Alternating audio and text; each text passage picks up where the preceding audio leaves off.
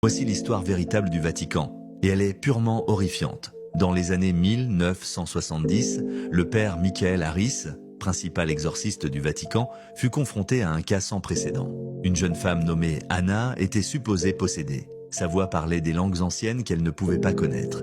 D'étranges symboles apparaissaient sur sa peau, comme gravés par le feu. Pendant l'exorcisme, Anna cria quelque chose qui fit figer Michael. Elle dit « L'Église sait, ils ont toujours su, tu n'es qu'un pion ». Michael ne parvint pas à oublier ces paroles. Il commença à enquêter et découvrit des murmures sur une secte secrète appelée l'Ordre des Ténèbres. Ce groupe, lié à des rituels interdits, était censé utiliser des forces démoniaques pour maintenir son pouvoir. Pire encore, le symbole sur la peau d'Anna correspondait à celui trouvé dans les plus anciens documents du Vatican des archives liées à des exorcistes mystérieusement disparus. Lorsque Michael rapporta cela à ses supérieurs, ils lui ordonnèrent d'arrêter ses recherches. Certaines vérités, disait-il, sont mieux enfouies. Mais Michael ne les écouta pas.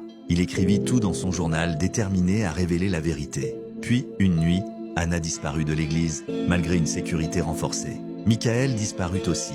Le Vatican affirma qu'il était parti pour des raisons personnelles.